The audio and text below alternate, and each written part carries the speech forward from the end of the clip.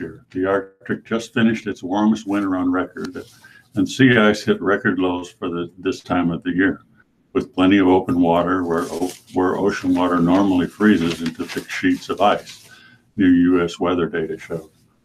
Scientists say what's happening is unprecedented, part of a global warming-driven vicious cycle that likely plays a role in strong icy storms in Europe and the U.S. Northeast. It's just crazy, crazy stuff, said Mark Cerise, director of the National Snow and Ice Data Center in Boulder, Colorado, who's been studying the Arctic since 1982. These heat waves, I've never seen anything like this. It's been so unusually warm that the land weather station closest to the North Pole, at the tip of Greenland, spent more than 60 hours above freezing in February. Before this year, scientists had seen the temperature there rise above freezing in February only twice before, and only ever so briefly. Last month's record hot temperature at Cape Morris just have been more like those in May, said Ruth Mottram, the climate scientist at the Danish Meteorological Institute. But it's more than that one place. Across the Arctic Circle in Barrow, Alaska, February was 18 degrees warmer than normal, and the entire winter averaged 14 degrees above normal. Of nearly 36 different Arctic weather stations, 15 of them were at least 10 degrees above normal for the winter, according to data from climatologist Brian Bredsnyder of the International Arctic Research Center at the University of Alaska Fairbanks. Meteorologists consider December, January, and February to be winter, and Arctic weather stations averaged 8.8 degrees warmer than normal for the season that just ended. The air above the Chukchi and Bering Seas near Alaska averaged about 20 degrees warmer than normal for February, the data center reported. The extended warmth really has kind of staggered all of us, Mottram said. In February, Arctic sea ice covered 5.4 million square miles, about 62,000 square miles smaller than last year's record low, the Ice Data Center said Tuesday. The difference is an area about the size of the state of Georgia. Sea ice coverage in February also has 521,000 square miles below the 30-year normal, an area nearly twice the size of Texas. Sea ice is frozen ocean water that, in contrast to icebergs and glaciers, forms, grows, and melts on the ocean. It is still growing, but wherever we grow is going to be thin stuff that easily melts in the summer, Cerise said. Near Greenland, warm air moved north up over this section of the Atlantic that usually has sea ice, Mottram said. Something similar was happening in the Pacific with open water on the normally iced-up Bering Sea, said data center senior scientist Walter Meyer. To be happening on opposite sides of the Arctic at the same time is unusual, Meyer said. While some natural weather fronts were involved, climate change is the overriding thing, Meyer said. When you have warmer temperatures, you're going to melt more ice and it's going to grow more slowly. In the winter, sea ice acts as a lid to keep the warmth of the water at bay. But when there is less sea ice, more heat goes into the air, Bredsnyder said. You end up with a vicious cycle of warm air preventing sea ice formation and lack of sea ice allowing warmth to escape into the air. One scientific theory is that this is changing weather further south and plays a role in extreme events, especially in winter. David? All right, thank you. Here is an article detailing how the House of Representatives is planning to take up the issue of school safety. The U.S. House will vote on a school safety bill next week as Congress struggles to respond to the deadly assault on a Florida high school. House Majority Leader Kevin McCarthy said Tuesday that the House will take up a bill creating a federal grant program to train students, teachers, and school officials how to identify and intervene early when signs of violence arise.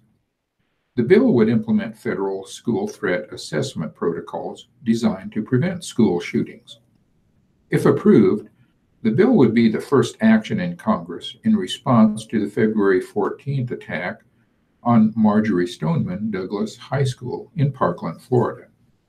The bill's sponsor, Representative John Rutherford of Florida, said the bill could help officials prevent school shootings. The best way to keep our students and teachers safe is to prevent violence from ever entering school grounds, Rutherford said. Senator Orrin Hatch of Utah has sponsored a similar bill in the Senate.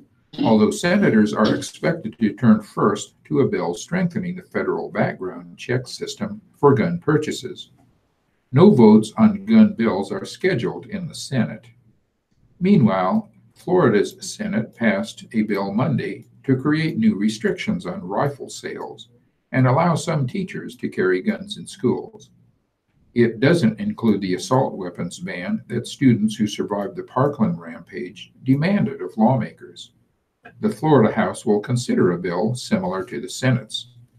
Congress and President Donald Trump are under pressure to act in the wake of the rampage, which left 17 people dead.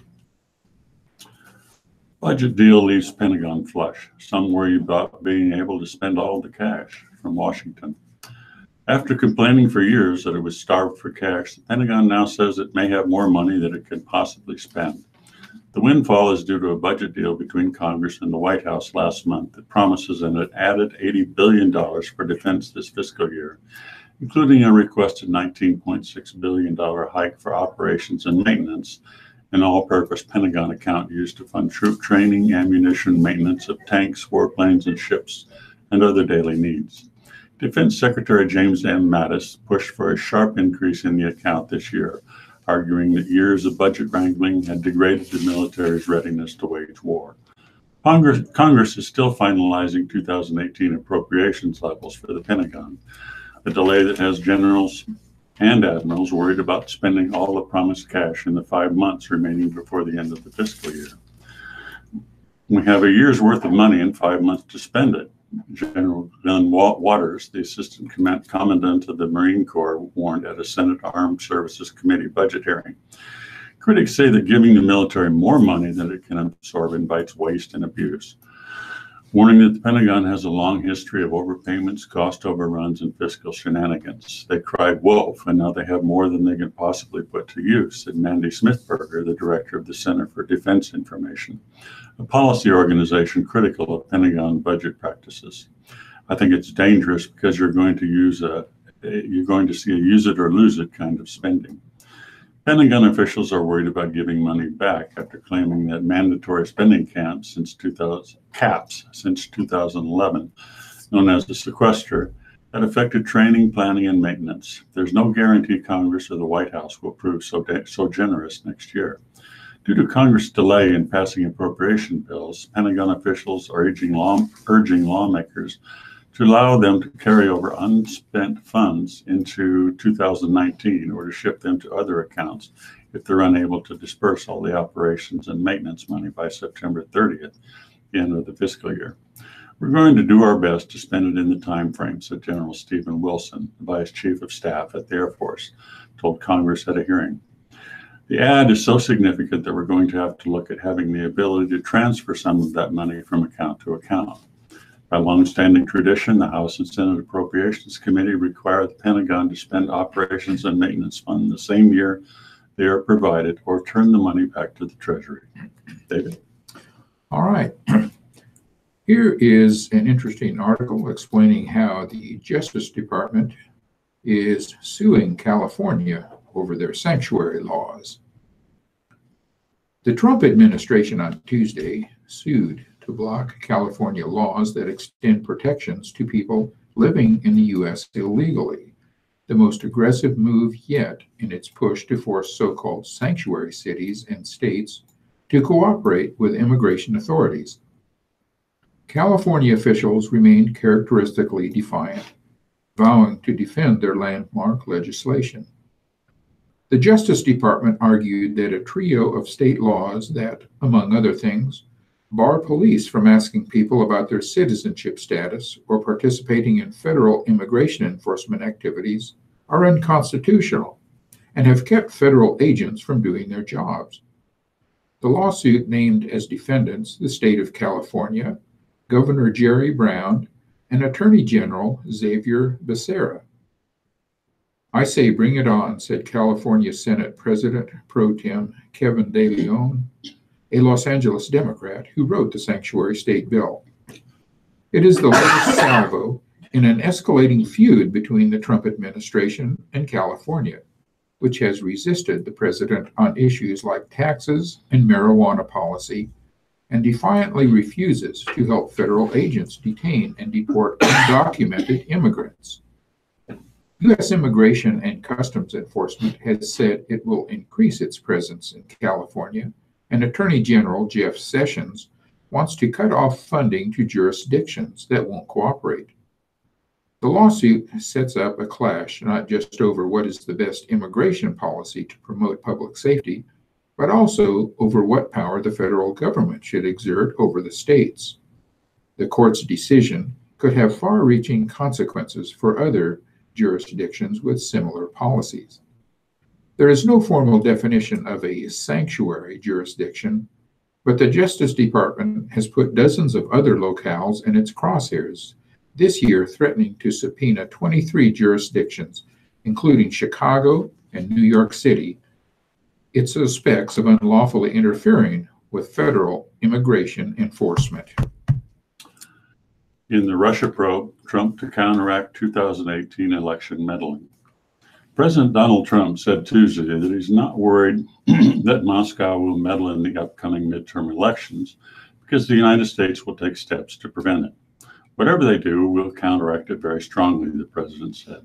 Top intelligence officials, however, have said that so far the U.S. has responded weakly to Russia's disinformation campaign to sow discord in America and raise doubts about the integrity of the presidential election.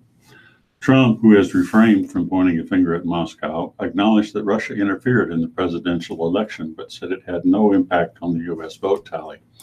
Certainly there was meddling, and probably there was meddling from other countries and maybe other individuals, he said at a news conference with Swedish Prime Minister Stefan Löfven at the White House. Trump said his administration is conducting a deep study and will have strong suggestions on protecting the midterms and beyond. You have to be very vigilant, Trump said, and one of the things we're learning, it is always good, it's old-fashioned, but it's always good to have a paper backup system of voting. It's called paper, not highly complex computers, paper. A lot of states are going to a paper backup. Admiral Mike Rogers, the outgoing director of both the U.S. Cyber Command and National Security Agency, said the U.S. response to Russia has not been strong enough to change Moscow's activities. Rogers told Congress last week that he's taken steps to respond to the threat, but that neither Trump nor Defense Secretary James Mattis has granted him any additional authorities to counter Russian efforts to sow discord in the United States. Meanwhile, two Republican House Committee chairmen are calling for a special counsel to take a broad look at whether Justice Department or FBI employees are biased as they began investigating Trump ties to Russia in 2016 and whether there were surveillance abuses as part of that probe. Representatives Robert Goodlatte of Virginia and Trey Gowdy of South Carolina wrote Attorney General Jeff Sessions and Deputy Attorney General Rod Rosenstein on Tuesday to ask for the new special counsel, whose work would be separate from special counsel Robert Mueller's investigation into Trump and Russia. Okay. It seems like the wreckage of a famed World War II carrier, the Lexington, was discovered in the Pacific. And coincidentally, we also have a town in south central Nebraska named Lexington as well. A piece of prized World War II U.S. naval history, the wreckage of the aircraft carrier USS Lexington, which was sunk by the Japanese in a crucial sea battle, has been discovered. The expedition team announced that the wreckage of the Lexington, crippled by the enemy and then scuttled on May 8th of 1942 in the Battle of the Coral Sea, was found Sunday on the seabed in waters about 2 miles deep, about 500 miles off Australia's east coast. The expedition was funded by Microsoft co-founder Paul Allen. To pay tribute to the USS Lexington and the brave men that served on her is an honor, Allen said on his webpage. As Americans, all of us owe a debt of gratitude to everyone who served and who continue to serve our country for their courage, persistence, and sacrifice. The battle helped stop a Japanese advance that could have cut off Australia and New Guinea from Allied sea supply routes and crippled 2 Japanese carriers, leading to a more conclusive U.S. victory at sea a month later at the Battle of Midway. The sea battle is also famous for being the first in which the opposing ships did not come within sight of each other, carrying out their attacks with carrier-launched aircraft. Allen's teams have made several previous important shipwreck discoveries. The Lexington, which had been affectionately dubbed Lady Lex, was badly damaged by bombs and torpedoes, but the order to abandon ship was given only after a secondary explosion set off an uncontrollable fire. Some 216 crew members lost their lives, but 2,770 others were safely evacuated before its sister ship, the destroyer USS Phelps, fired torpedoes to send it to the bottom of the ocean. Allen said on his Twitter account that the ship went down with 35 planes, 11 of which had been found so far by his expedition. Allen has said he undertakes such adventures in part to honor his father, who served in World War II, by finding and preserving the artifacts of that conflict. News of the discovery evoked another father-son relationship, as the current commander of the U.S. Pacific Fleet, Admiral Harry P. Harris, Jr., offered his congratulations on Twitter. He said his father was a survivor of the USS Lexington. U.S. Navy aircraft carriers are strong symbols of America's force projection, and one this week is making a friendly visit to Vietnam, the first since the Vietnam War ended more than 4 decades ago. In local news, Lincoln Public Schools looks at jump in revenue. Lincoln Public Schools is looking at a substantial jump in revenue for the second year in a row, a nearly $20 million increase in state aid for 2018 and 19. It's the largest increase the district has seen in recent years. Last year, an $18.9 million bump in property tax revenue helped fund the district's $420.8 million budget. That windfall was a result of a county-wide reassessment of property that ended with 9% valuation increases. This year, LPS has the state to thank. The district's state aid jumped from $126.7 million to $146.6 million, thanks largely to changes in the way the state aid formula determines how much districts should receive to help educate students in poverty. The biggest factor is the property calculations that Liz Standish, LPS Associate Superintendent of Business Affairs. The state changed the way they pull the data. In 2016-17, Nebraska joined other states in testing a new way to calculate which children are automatically certified for the federal free and reduced price lunch program, the major determiner of poverty in schools. That method considers families who receive Medicaid services to be automatically eligible for the federal lunch program. Standish said any family can submit an application for the program, but families that are on some public assistance programs are automatically eligible and used in the formula. Adding those who receive Medicaid services meant the number of students automatically eligible for free lunch went from 13,700 in 2015-16 to 15,400 the following year, Standish said.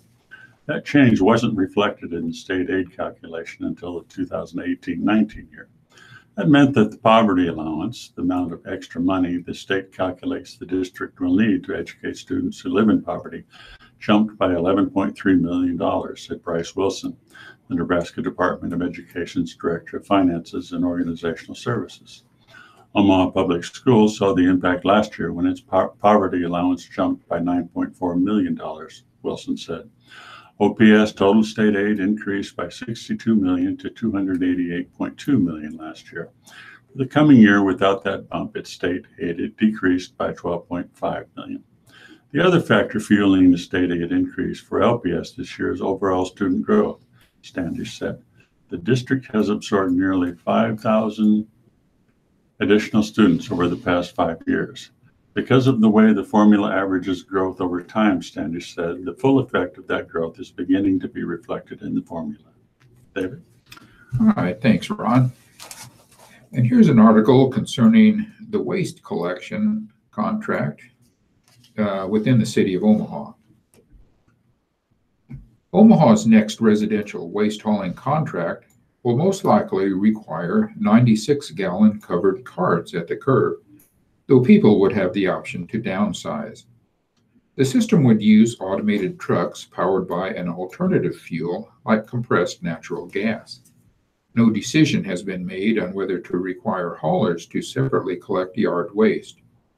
Mayor Gene Stothert gave an update Tuesday on the city's progress in putting together the parameters for the next waste collection contract. While the administration will issue the request for bids, the City Council will vote on the 10-year contract. It will go to the lowest and best bidder. The request for bids is still being developed, but Stothert said she wants to bid the contract two ways. One would commingle waste. Another would consider picking up yard waste separately. Stothert has said in the past that she favors collecting yard waste and trash together, citing the cost and other factors. But more recently, she has indicated that the decision doesn't have to be either or. The cost of yard waste collection will certainly be a factor as we select this new contractor, Stothert said Tuesday.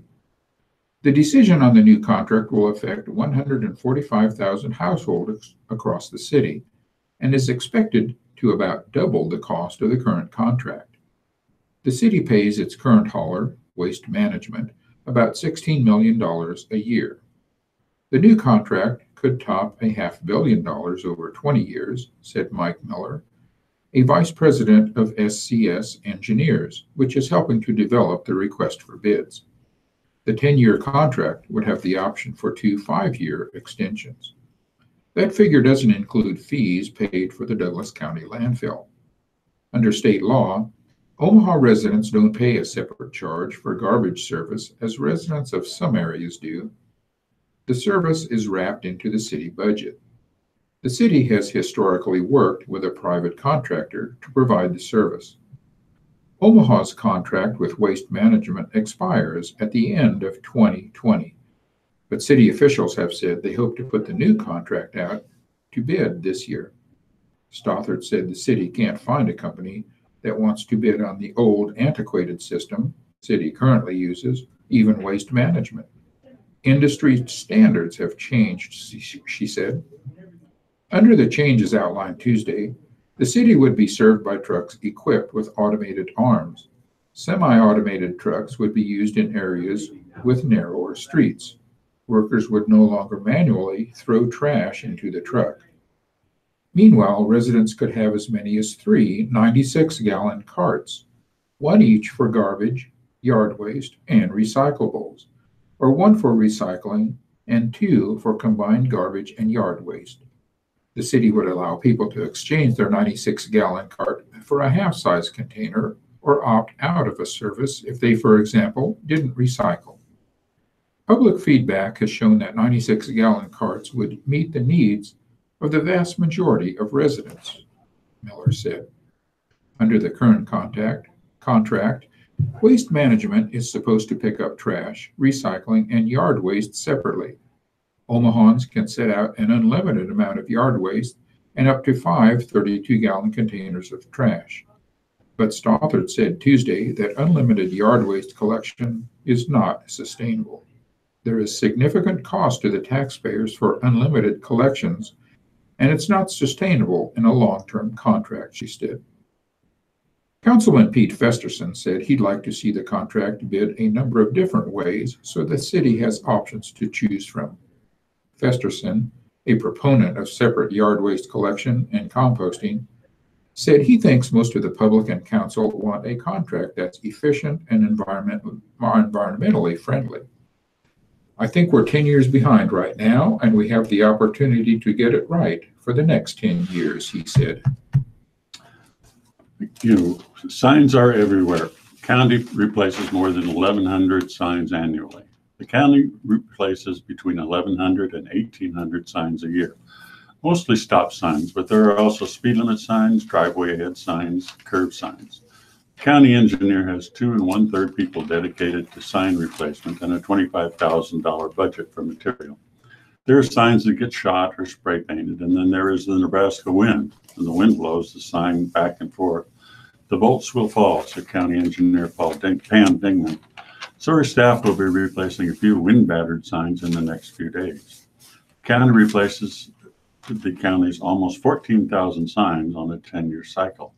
Because of modern technology, Dingman has every county road sign on the department's GIS database. She can search by type of sign and location, exciting stuff for a self-proclaimed engineering nerd. Dingman said she can always use help from motorists. Anyone who sees a sign that needs replacing on a county road can call the county engineer's office at 402-441-7681. The county engineer recycles the aluminum from old signs, collecting more than $15,000 from recyclers in the last 18 months. In the small world of county bragging, that means the engineer beats out County Treasurer Andy Stebbing, whose 7-year total for license plate recycling is $15,900. And here's one last fun fact that Dingman likes to use in her talks. The color of the street's name sign is important. Green is a public road, blue is a private road, and orange, it's a detour. It means, yes, you are still on the detour, she said. Debbie? All right, thanks, Ron. This is an article that concerns the Millard Public Schools. The headline is, "The Community Can Preview the Proposed Sex Ed Materials." Parents will soon get a closer look at textbooks and other materials likely to be used in sex education classes in the Millard Public Schools. District officials are in the final stages of an update to the sex education curriculum. They are assembling a list of proposed instructional materials for teaching sex education. The textbooks, videos, and other materials will be available for public inspection at community review nights next month. Materials will be available April 12th and 17th, 6:30 p.m. to 8 p.m. at the Ron Witt Support Services Center at 13737 Industrial Road. After the public review, district staff will recommend materials to the school board for adoption. School board members have already adopted a new framework for health education instruction across the district. The framework outlines the topics to be covered in pre-kindergarten through high school health classes, including the human growth and development classes that cover sex education in the upper grades. The board reaffirmed its commitment to teaching what the district describes as pro-abstinence sex education curriculum. The new curriculum avoids discussion of gender identity and other topics that sparked heated debate after they were added to the Omaha Public Schools' new curriculum. Mike Pate, president of the Millard School Board, said he hasn't seen any proposed materials yet, but they should conform to the framework. "We already have the framework for what the curriculum needs to be," he said. "The only thing we'll be looking at are what materials will be used to support the curriculum and the framework." Selecting materials can be a delicate stage of implementing new curriculum. Materials from different publishers often take different approaches to the same topic. If the materials are approved, the new curriculum could be implemented for the 2018 and 2019 school year. Under the framework, 5th graders would learn about puberty and AIDS, 6th graders would learn about puberty, the human reproduction system, and birth. The 8th grade in high school, the lessons include abstinence and contraceptives. The framework states that contraceptives are included to highlight inadequacies and ineffectiveness of their use to further support the position of abstinence and safe approach to sexual behavior. Teachers, it says, would not demonstrate how to use family planning devices. The Millard framework states that health teachers would not discuss sexual identity, orientation, or abortion. 8th graders would get lessons in pregnancy, birth, teen parenting, and sexually transmitted infections. High school topics would include pregnancy, self-advocacy, such as refusal skills and seeking support, and sexually transmitted infections. Senator told to remove his DACA pin. Moorfield plans to keep the button on his lapel. Call it DACA-gate if you're prone to hyperbole, but it really was just a passing moment in the legislature. Senator Adam Moorfield of Lincoln was privately told by a legislative sergeant-at-arms on Tuesday that he should remove a button he was wearing that proclaimed "I support Dreamers" while he's on the floor of the legislature and the legislative body is in session. Moorfield responded that he would continue to wear the pin, expressing support for young immigrants whose deferred action for childhood arrivals, or DACA, status is in limbo now that President Trump has revoked the executive action that granted them legal presence to remain in the United States. The DACA youths have become known as Dreamers. The exchange between Moorfield and the Sergeant at Arms was all very brief and polite. I refuse to do so and will continue to wear it until all of our youth are provided justice and protection, the Lincoln senator subsequently tweeted about the incident. Moorfield wasn't the only senator with the button provided by the Heartland Workers Center in Omaha. Other lawmakers, including Senators Tony Vargas of Omaha and Senators Anna Wishart and Roy Baker, both of Lincoln, were spotted wearing the same buttons. And a button was prominently attached to the computer on the desk of Senator Patty Pansing Brooks of Lincoln. Later, Moorfield said he understands to a certain extent the need for some constraints, but I just disagree that wearing that button crossed the line. Senator already on occasion wear pro-life pins, pro-choice pins, agriculture pins, labor union pins, and other pins, Moorfield noted. And he will continue to wear his. All right. For those involved with transporting small children, here's an article that details how lawmakers are pushing the first update of child safety seat regulations since 2002. Little Lena Solberg never gets windshield time, even though she goes on daily car rides. That's because Hannah Solberg buckles her 2-year-old daughter into a rear-facing child seat that's secured in the car's back seat. State law requires child seats for kids like Lena, but her mother goes further and uses a rear-facing child seat because experts say it's the safest way for a small child to ride. So Solberg said she would have no problem if state senators raised the age requirements for child safety seats in Nebraska.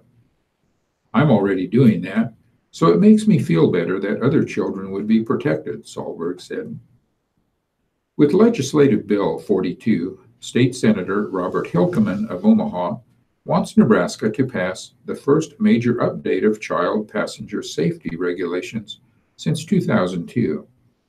Lawmakers are likely to take up the bill proposing new standards in first-round floor debate this week. But the bill will almost certainly face opposition from senators who oppose new regulations. Under current state law, children must ride in a federally approved safety seat until age 6, while all child occupants between 6 and 17 must use safety seats or be belted in. Hilkeman's bill would require safety seats for children until they reach their 8th birthday. It also would mandate that kids ride in rear-facing seats until age 2, unless they outgrow the weight or height requirements listed by the seat's manufacturer. Finally, the bill would prohibit all children younger than 8 from riding in a vehicle's front seat, unless all rear seats are occupied by children or the vehicle is a standard cab pickup. Violations would be primary offenses, meaning drivers could be pulled over for them, with a fine of $25 plus court costs. The bill would bring Nebraska closer to the minimum standards recommended by the American Academy of Pediatrics and the National Highway Traffic Safety Administration. Those groups first endorsed the standards in 2011, and Amy Borg, Child Passenger Safety Coordinator for CHI Health in Omaha. What we're seeing is kids aren't being properly restrained in Nebraska, Borg said. They're especially not using booster seats. Parents think their older children aren't as fragile as when they were infants, so they use lap and shoulder belts alone when they really need booster seats. Data from the Nebraska Department of Transportation's Highway Safety Office shows proper restraints are not used in 1 in every 5 crashes involving children. That translates to more than 100 crashes a year with improperly restrained children. In 2016, 6 children under the age of 9 died in traffic crashes, said Fred Zwanacek, Nebraska's highway safety administrator.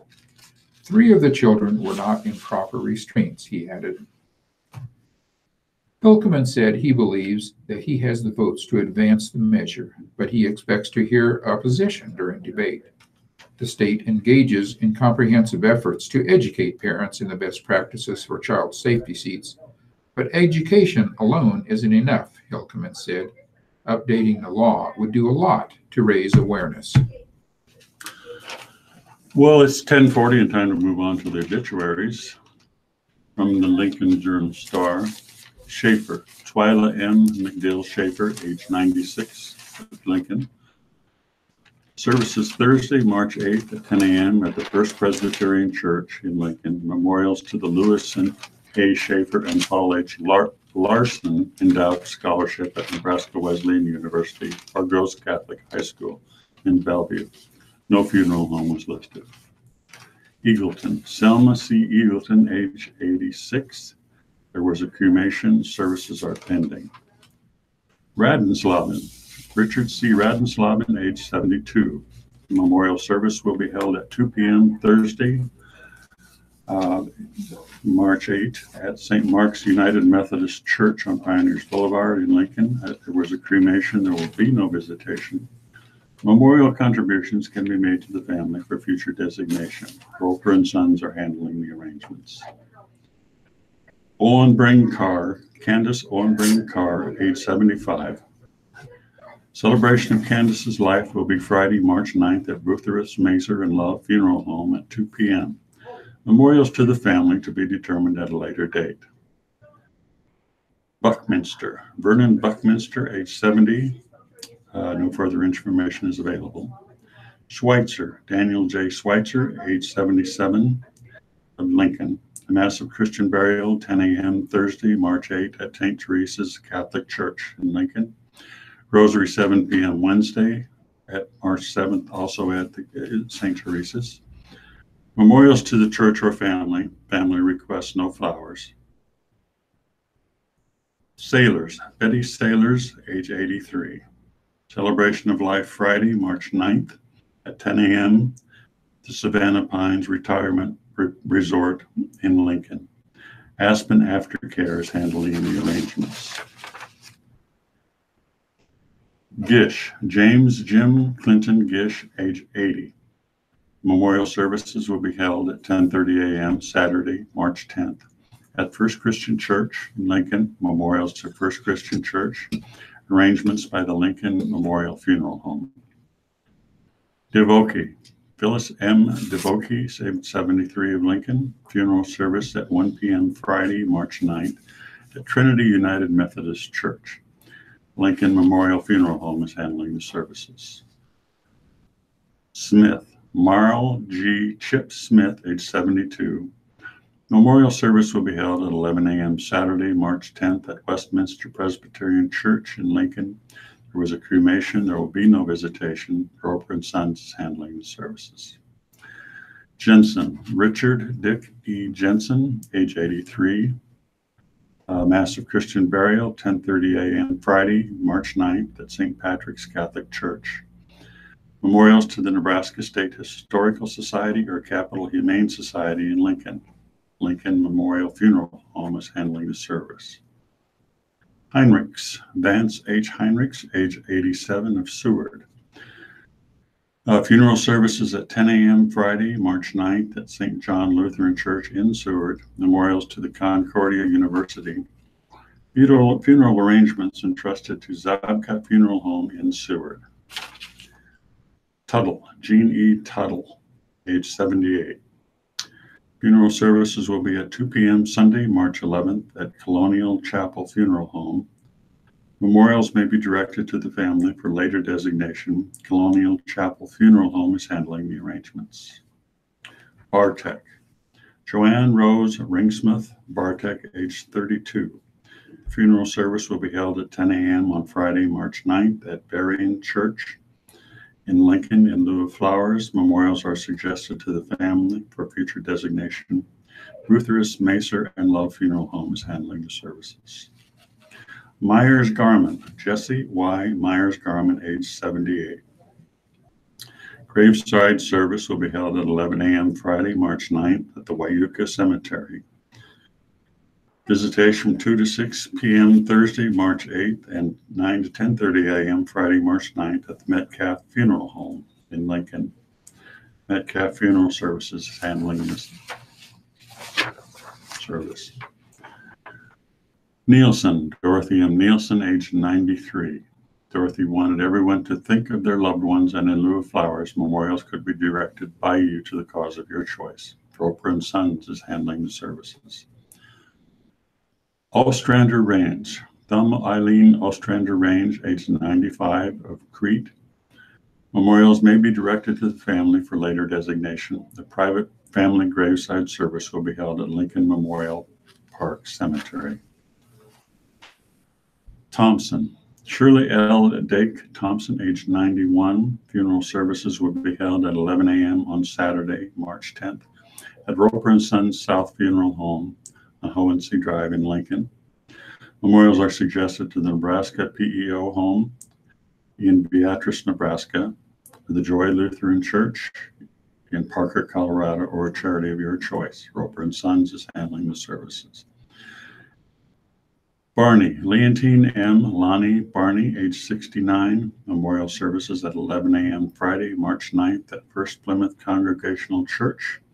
Cremation was performed, no visitation. Memorials may be given to the Alzheimer's Association in Lincoln or the Capital Humane Society, also in Lincoln. Roper and Sons in charge of arrangements.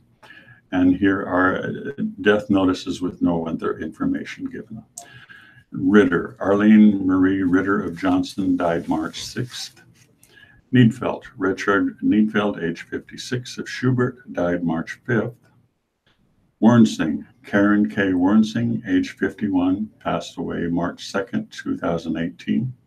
And finally, Daniel Bintz, 32, of Lincoln, passed away February 9th, 2018. Okay, and these obituaries from the Omaha World Herald. Abood, Fred P. Abood, age 90, was a veteran of the military. Funeral Mass will be Thursday, March 8th at 5:30 p.m. at Christ the King Catholic Church. Memorials are suggested to UNO Athletics, SAP Fieldhouse. Efi, Hoffman, Dwork, and Cutler handling arrangements. Adams, Lily Mae Adams, age 94. The funeral will be Friday, 11 a.m. at the mortuary. Complete notice to come later. Corisco, Larkin, and Staskowitz handling arrangements. Anyanike, Virginia C. Anyanike.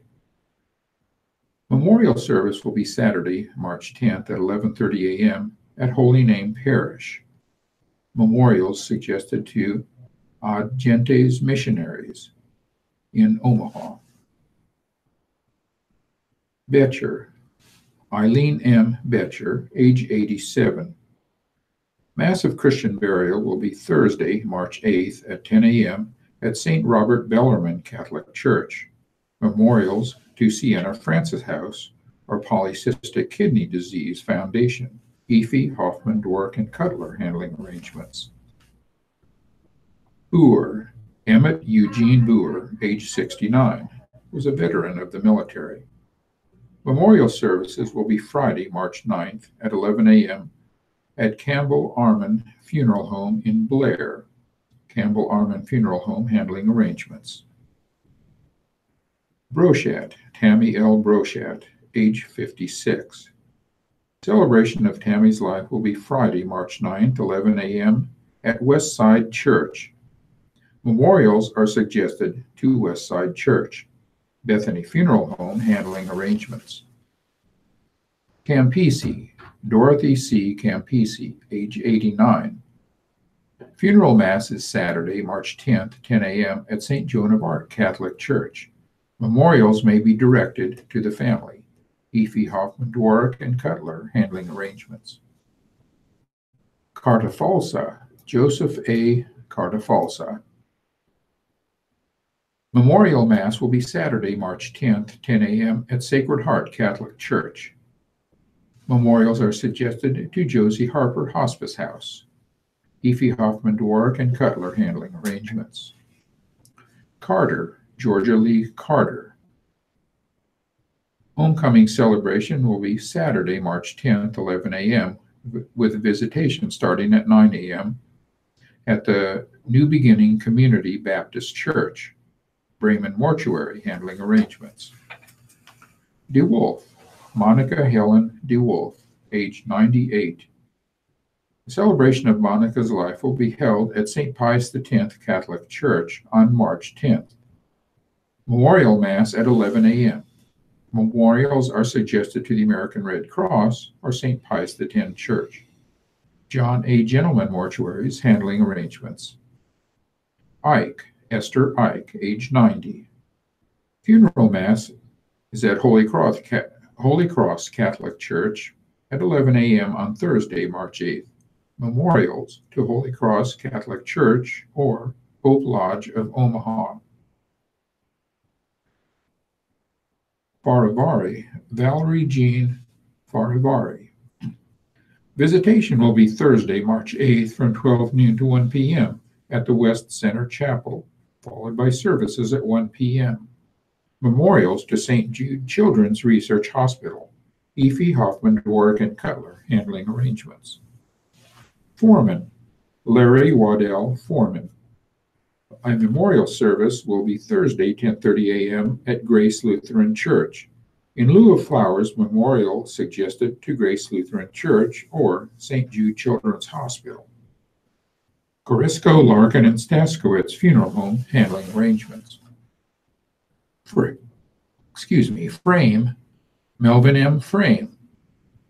A memorial service at Presbyterian Church of the Master on Corby Circle will be at 11 a.m. Friday, March 9th.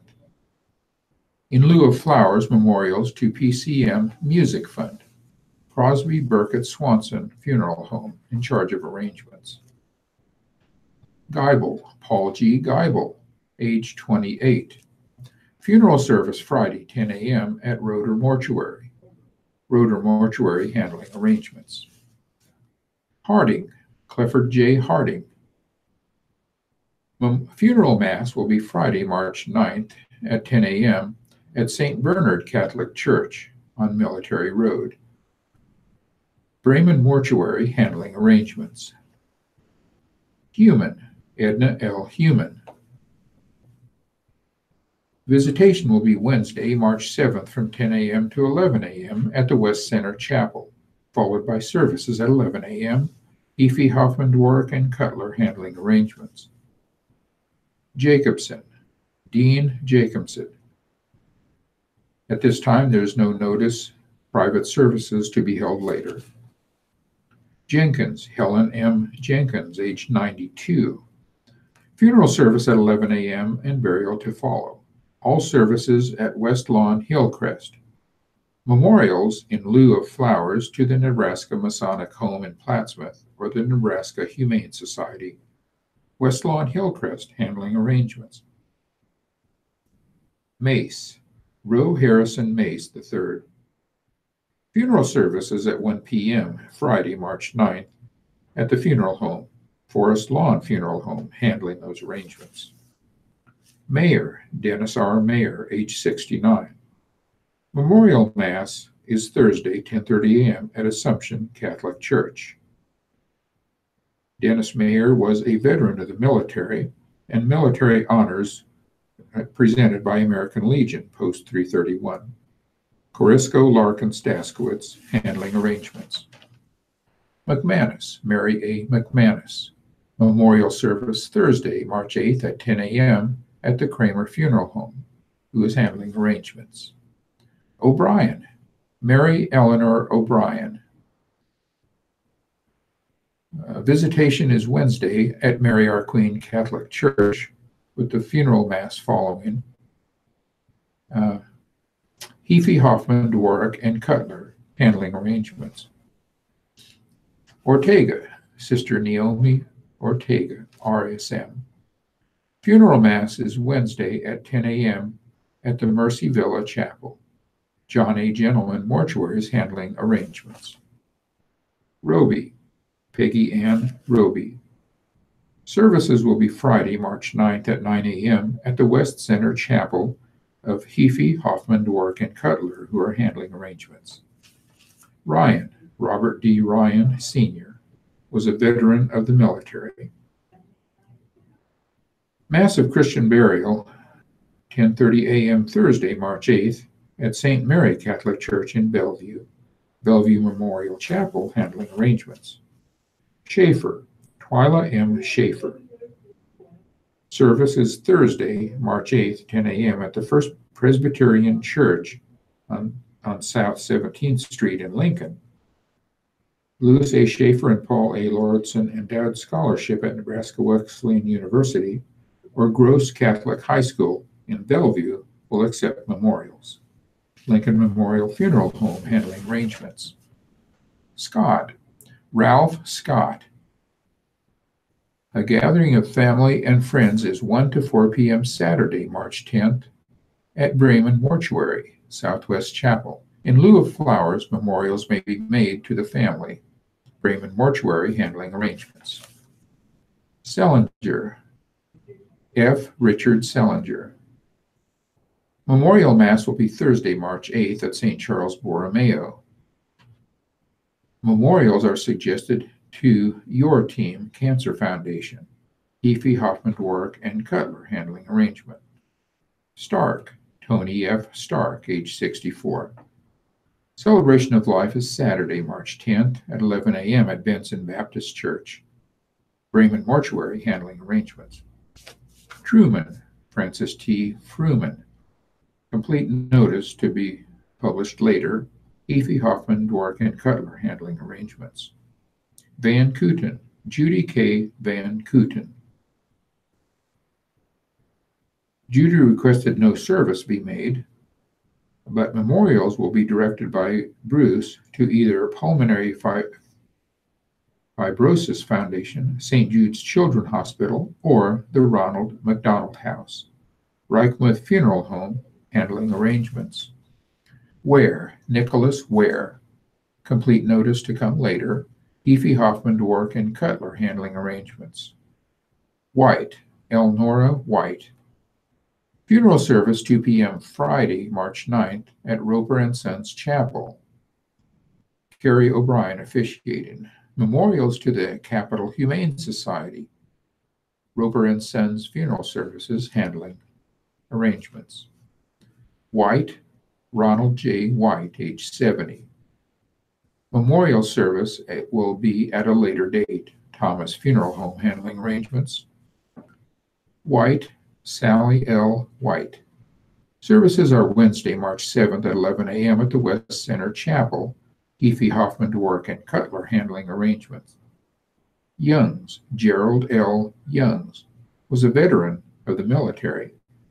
Graveside service at 12:30 p.m. at Evergreen Memorial Park, 78th and Mercy Roads. Memorials requested to the family. Corisco Larkin Staskowitz Funeral Home handling arrangements. And finally, Zadina, Mildred Ann Zadina. Complete notice will be published later. Efi Hoffman Dwork and Cutler handling arrangements. Listeners' memorials to the Radio Talking Book service are tax deductible and will go a long way in keeping Radio Talking Book on the air. Please keep Radio Talking Book in mind when memorials are listed as donor's choice or your favorite charity. Donations should be sent to Radio Talking Book Network, 7101 Newport Avenue, Suite 205, Omaha, Nebraska, 68152. And thank you for being a Radio Talking Book Network listener and supporter. And we shall take a short break here and come back after the hour with editorials, today's living and entertainment, and business and sports. Thank you, David. You are tuned to the Radio Talking Book Network in Omaha, Nebraska, proudly serving our blind and visually impaired listeners for over 43 years. Radio Talking Book is brought to you with the cooperation of KIOS-FM in Omaha and statewide through the facilities of NET Radio and Television. Thank you all for being loyal Radio Talking Book listeners and supporters. Now it is about 11 o'clock, and so we will hear the customary senior lunch menus presented by Jay Nielsen. Good morning. It's Wednesday, March 7th. Your Meals on Wheels menu for today is teriyaki chicken breast, brown rice pilaf, oriental blend vegetables, hearth roll with margarine, apricots, and 1% milk. And you can hear the senior lunch menus every day, Monday through Friday, right here on Radio Talking Book. And now, before we return for hour number 2 of the newspapers, let's listen to this public service announcement. Once again, here is Jane Nielsen. The University of Nebraska at Omaha Gerontology Department is hosting a series entitled Begin with the End in Mind, an ongoing series about end-of-life planning. The third in the series is March 9th, and the speakers are Amy Haddad from Creighton University and Jennifer Urich from Nebraska Hospice and Palliative Care Association, and they will discuss the ups and downs of advanced directives. All 3 sessions begin at 1 p.m. and will be held at the Barbara White's Community Engagement Center on the UNO campus. Each discussion will be held within 1 hour time frame. Parking is provided. These sessions are free, but you must RSVP because they do I'm fill gonna up go first. You very want to go quickly. first? Please call Maria Sorick at 402 I can read 554 this one here. 2272 or contact her by email at msorick, SORICK, at unomaha.edu. Thank you very much, Jane. And now let's return for the second hour of the live reading of the Lincoln Journal-Star Omaha World Herald. Welcoming back to the microphones once again our stars, Rick Miner and David Ratliff. All right. Thank you, Ryan. And here I'll read an editorial opinion from the Omaha World Herald concerning the buying of military-style rifles. At 18 years old, you can't really rent a car. Most hotels will turn you away. You can't legally buy a beer or a pack of cigarettes. Yet, at 18, you can legally buy a high-powered rifle that fires off 45 rounds a minute without modification, whether it's aimed at a cardboard target, a deer, or a human being. As the entire country knows, an 18-year-old in Florida walked into a high school on Valentine's Day and slaughtered 14 classmates and 3 adults with a semi-automatic weapon that he had legally purchased. Federal law restricts the purchase of handguns until age 21, and has since the 1960s. But federal law does allow people as young as 18 to purchase long guns, meaning not only shotguns and rifles, but also military-style rifles such as the AR-15 reportedly used in the Florida school shooting. This is a problem Congress can fix.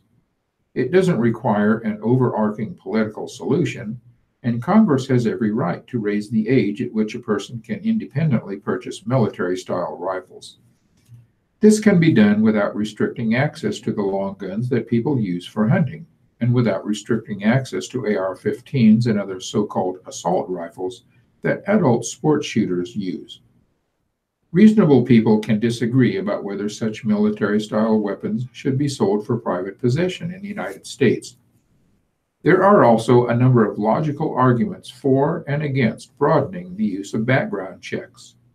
A broad cross-section of Americans, however, should be able to agree that someone judged by law to be too young to buy cigarettes or alcohol is also too young to purchase a military-style weapon.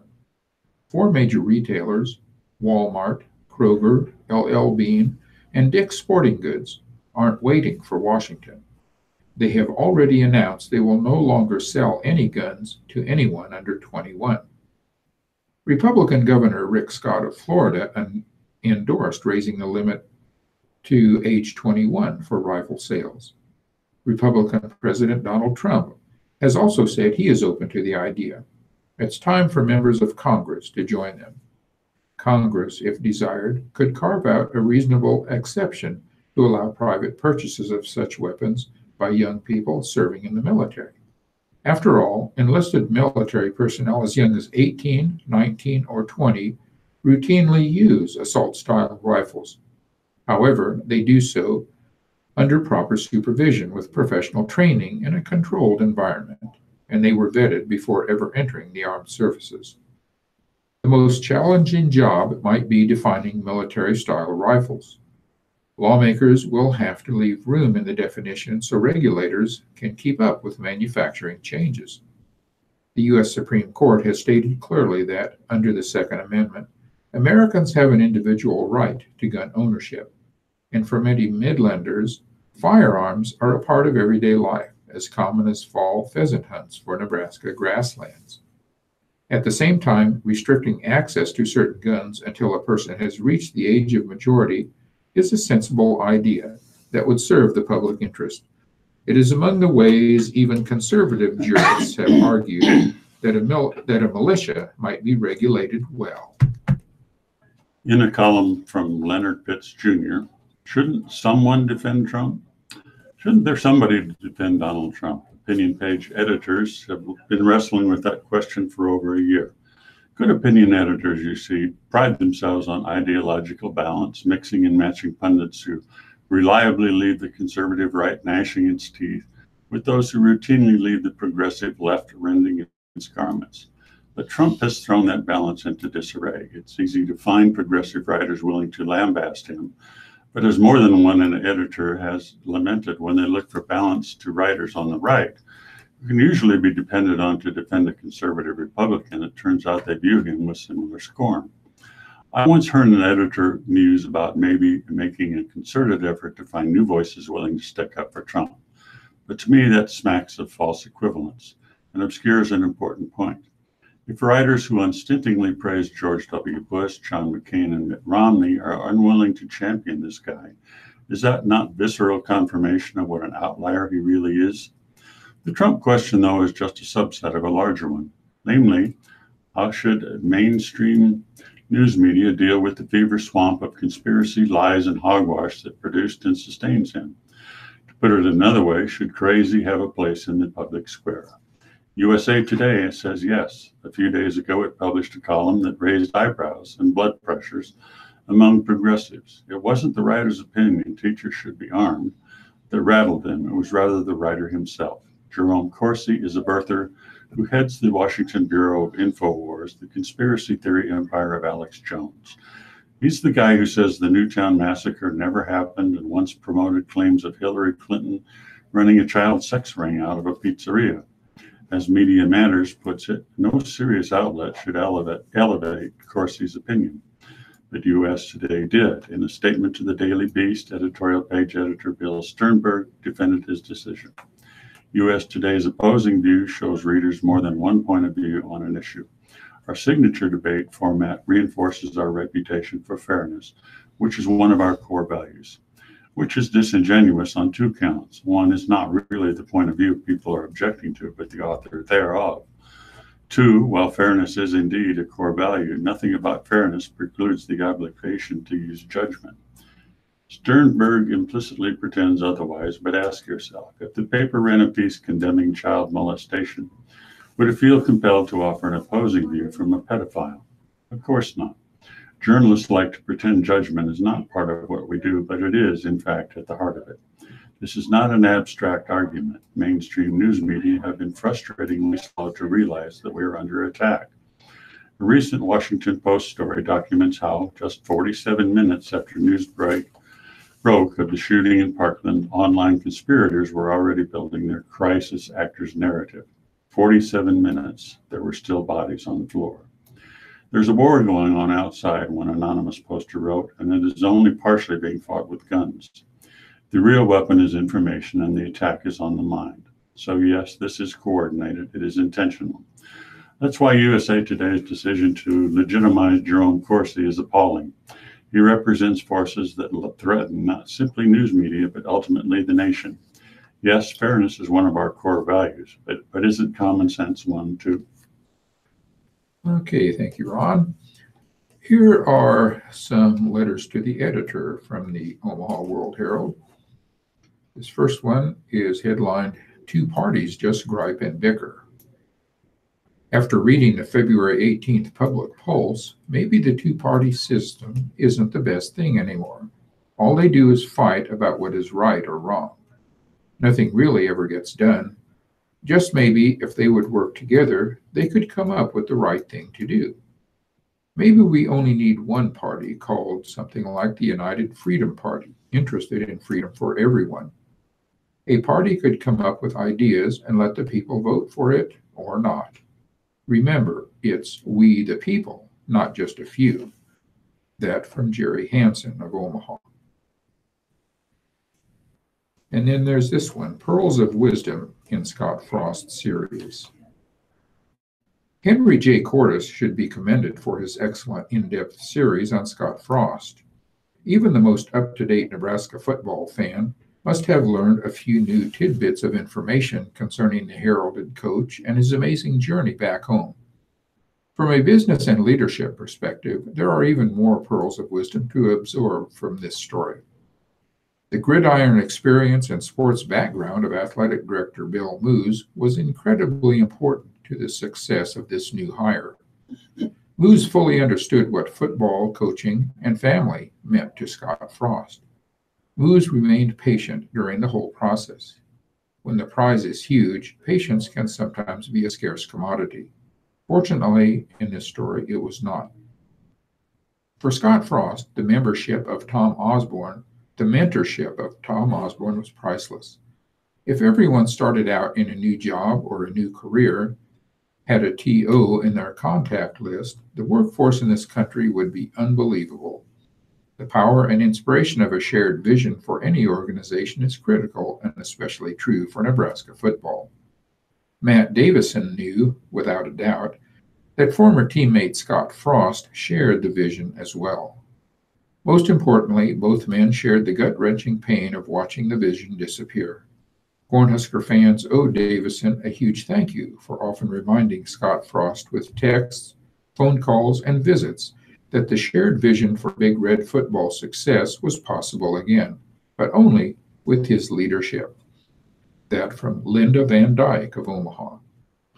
And finally, something about tenure at the University of Nebraska. Absolutely, get rid of tenure. Dick Jugel had it right.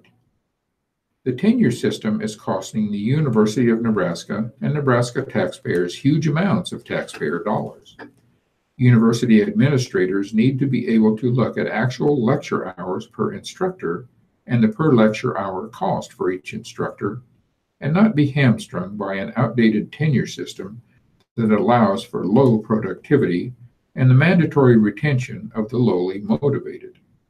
Where is the incentive? And that from Stan Fulner of Omaha.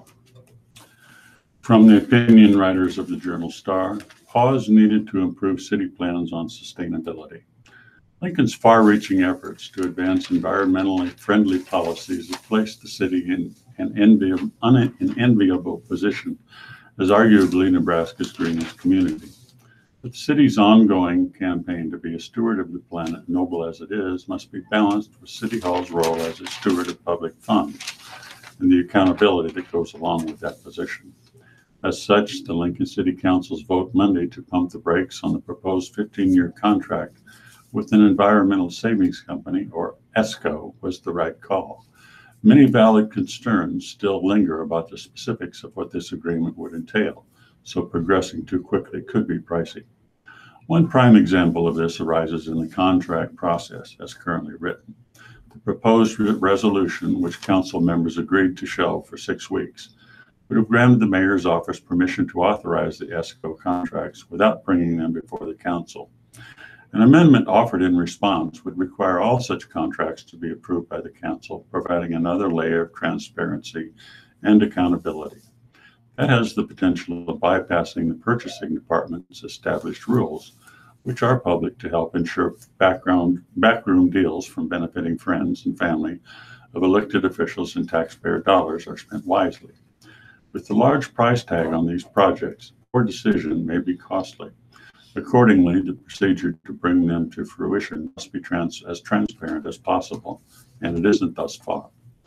But that's not all. Other valid concerns expressed Monday about when the council would have a say on the projects, the cost of packaging projects together, the length of payback periods, and further worries make it evident that more clarity is needed before Lincoln proceeds with this concept. The idea behind approving a contract with an ESCO comes from guaranteeing savings on the energy costs of major renovations. The first proposal, for instance, would replace 26,977 Lincoln streetlights with LED fixtures. If the agreed upon savings don't materialize, the company is on the hook to pay the city the difference. Is this deep in the weeds? Absolutely. But government, particularly given the wide range of services it's expected to provide at the lowest conceivable cost, often must operate at such a granular level. No doubt the ESCO model represents a new one for Lincoln. Whether it's the best option for the city's admirable sustainability goals, however, is yet to be determined. Again, the end is worthwhile, but the means by which it's achieved matter too. Pressing pause to iron out these details in hopes of providing the best proposal both for the environment and Lincoln residents is the responsible choice.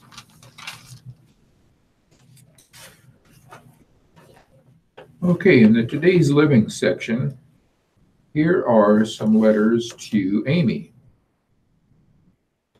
Dear Amy, I am a 61-year-old woman, divorced for years. I have an adult daughter and a small, immediate family.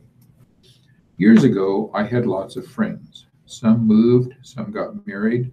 A lot of them are very involved with their large families and so forth. Here I am, alone.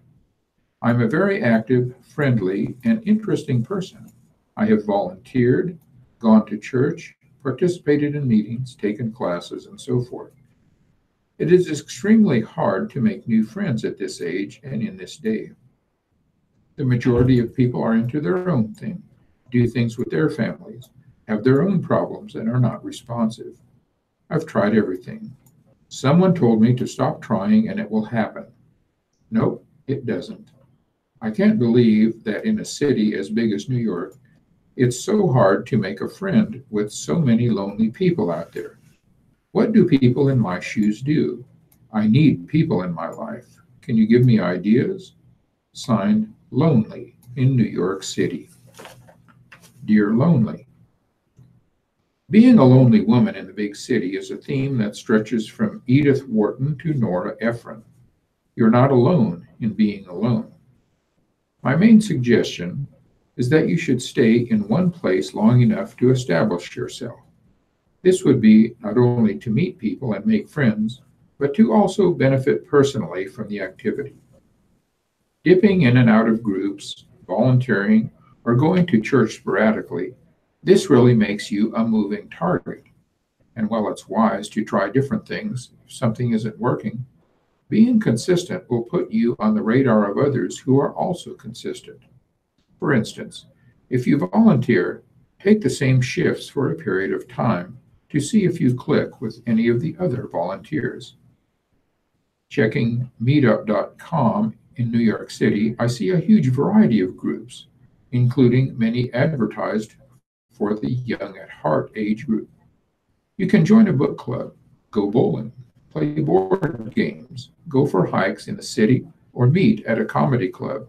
You could also start a club devoted to a particular interest of yours, even if your interest is to meet for coffee and discuss the challenges of friendship.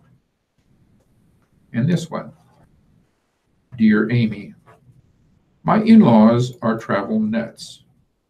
They always expect my husband and me to accompany them. They are wealthy and can do what they want with their time.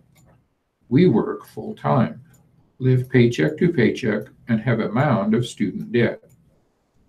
We try to politely decline, but they push, beg, and plead until we agree. So even though it's a financial burden, we have gone on most of their trips with them. We took a trip last month, and my MIL has already told us that we are going this summer. She also said that they've decided to go to Europe next year, so we should think about getting our plane tickets. My husband and I cannot handle this. His attempts at standing up to them end up with him being bulldozed. They will keep fighting until you break down from exhaustion. Generally, my in-laws are good people. How can we make them understand that we can't keep doing this, and how do we handle their bulldozing? Signed, Wondering. Dear Wondering, How can you two possibly skip work for all of these holidays? If you can't, then don't. Let's rip off the bandage quickly. The command comes in. You and your husband say thank you, but we're not going to do this. They ask why, and you say for a bunch of reasons. Also, we just don't want to. Rinse and repeat as often as necessary. The bulldozing will commence. Respond, well, I know this is not what you want, but it's what we want. Wishes when you can, but we hope you have a great time.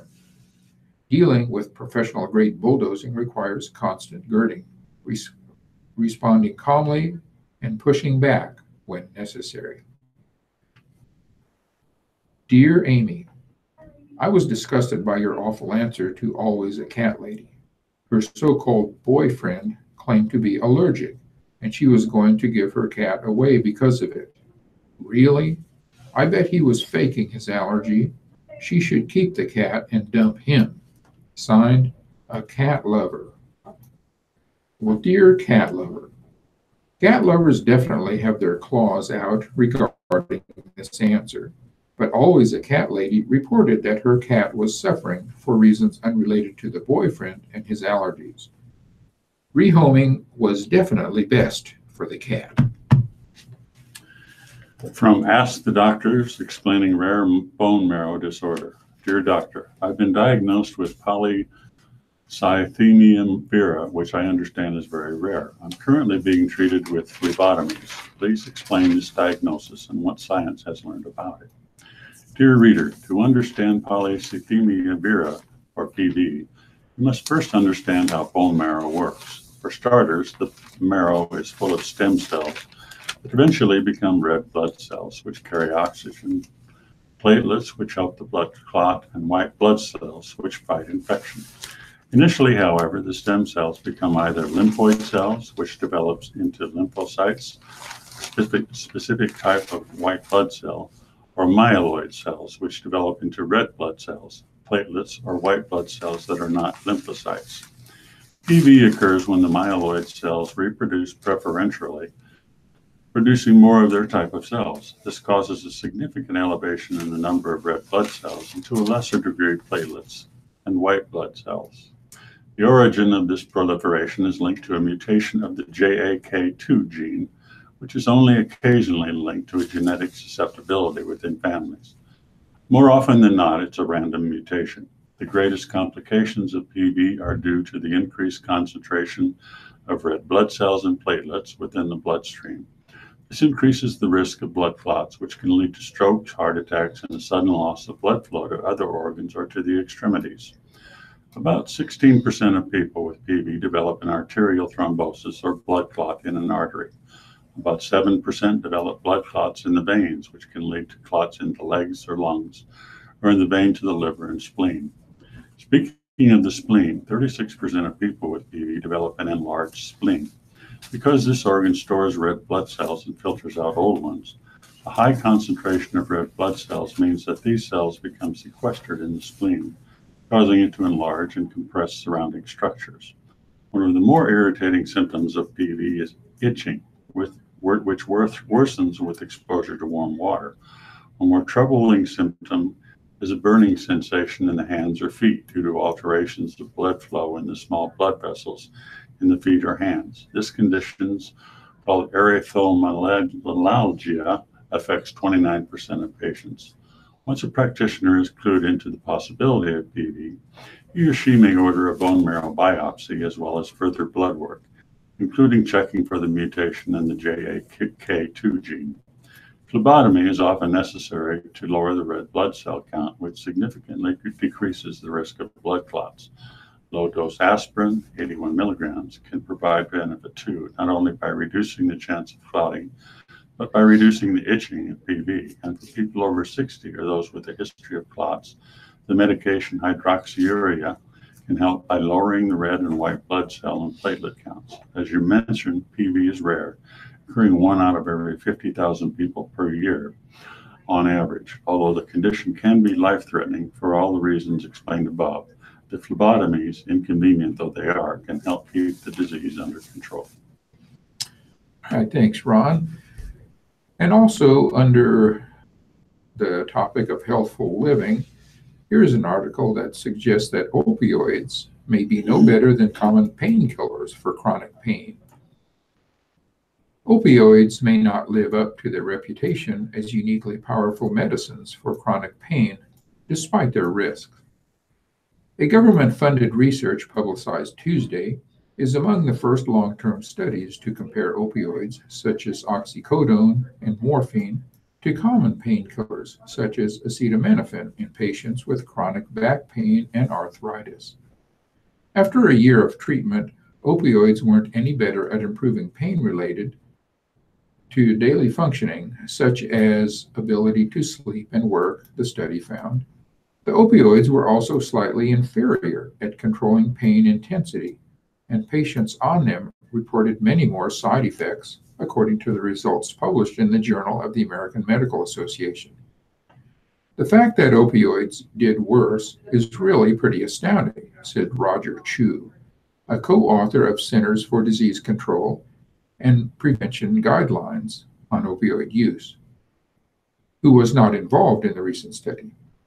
It calls into question our beliefs about the benefits of opioids.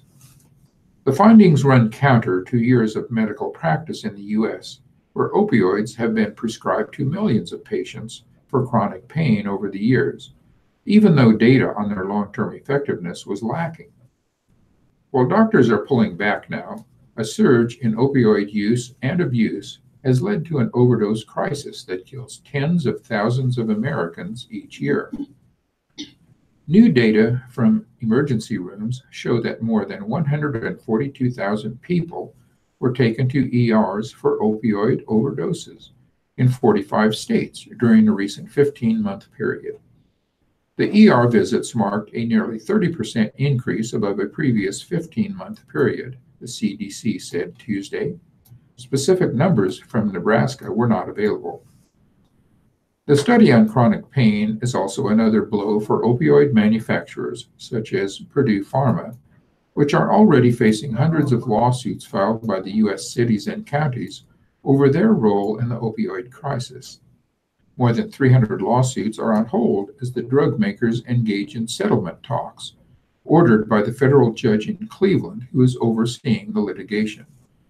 In the report on opioids, lead author Erin Krebs and her colleagues at the Minneapolis Veterans Affairs healthcare system randomly assigned 240 patients with chronic back pain or hip or knee arthritis to be treated either with opioid painkillers like morphine and oxycodone or non-opioid medicines, including standard anti-inflammatory drugs like naproxen or topical analgesics such as lidocaine. After a year, about 60% of patients in each group experienced significant improvements in their ability to perform daily functions without pain interfering. But pain intensity was significantly less severe in just 41% of patients in the opioid group, compared with 54% in the non-opioid group, said Krebs, a primary care doctor at the Minneapolis VA. And patients taking opioids reported experiencing twice as many side effects. If anything, the study should have been biased in favor of the opioids, researchers said, because patients knew what drugs they were getting, and many went into the study believing that opioids were better.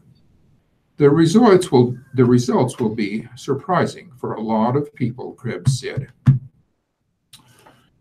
Make the ultimate Reuben. Growing up, it was St. Patrick's Day in my house without a hearty Irish boiled dinner on the menu. My mom would slip a mammoth corned beef roast into a pot of water and boil it for hours until it became a stringy mess of a meal.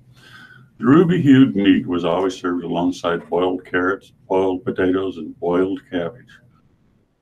That's a whole lot of boiled things, and here's the deal. Boiling foods in water doesn't do anything to build flavor or texture. While many people clamor for this holiday comfort food classic dinner because it easily feeds a crowd, I've never been a huge fan of this mushy meal. But that doesn't mean I don't love a good corned beef dinner on St. Patty's Day. I just want one that has a whole bunch of rich flavor and a little structural integrity. The first step in cooking up the corned beef of my dreams involves removing all the water from the cooking process. Thanks to my neighbor, switch pages here, I have become a huge fan of slathering my corned beef with a sweet mustard mixture, wrapping it in heavy-duty foil and cooking it low and slow in my crock pot. The resulting roast is anything but lackluster and perfectly suited to serving with a batch of oven-roasted carrots, boiled red potatoes, and a loaf of Irish soda bread. But be sure to make enough to whip up one of my ultimate Reuben sandwiches. You will never go back to using deli meat or store-bought dressing to make this retro treat with your St. Patrick's Day leftovers. In fact, this version of a dinner favorite, the one that's seared in a pan and finished in a hot oven, will likely spoil you when ordering a Reuben in a restaurant ever again. And the recipe is given in the paper, but it's several columns long and I won't finish reading it. All right, thank you, Ron. Here are some letters to Heloise with some of her helpful household hints. Dear Heloise, I'm looking for your mother's pimento cheese bread. Would you please print it for me? That from Donna D. Dear Donna, this was one of my mother's favorite recipes, pimento cheese spread. Take 1 pound box of soft cheese, 1 cup mayonnaise, a half cup of super finely chopped sweet or sour pickles, 4 ounces of pimentos. Other optional ingredients might include juice from the jar of pimentos and 4 ounces of chopped stuffed salad olives. You can chop onions to taste. Grate the cheese coarsely using the large opening of a grater or a food processor. Layer the ingredients as if you were making lasagna. Place a large piece of wax paper or plastic wrap on the counter. Put down a layer of the grated cheese, then mayonnaise, pimentos, and a handful of pickles. Use a spatula to fold it over and over, starting from the bottom. Repeat the process, folding again and again until you have used all the ingredients. I divide this up into 2 batches. Put the mixture in jars, seal well, and pop into the fridge. For options, if you want a thinner, gooey spread, add the juice from 1 jar of pimentos and mix well. Vary the spread by adding chopped salad olives and/or onions. From Heloise. Dear Heloise, my sister-in-law says brie cheese is different in France and has refused to eat it over here in this country. Is that true? Dear Laura, yes, but brie in France is made with unpasteurized milk. Our laws prevent the importation of brie made from unpasteurized milk unless it has been aged for 60 days. Brie aged that long would have a very unpleasant taste and texture. From Heloise. Dear Heloise, for adding a tangy taste to meats and vegetables that are going to be deep fried, dip them first in buttermilk before breading.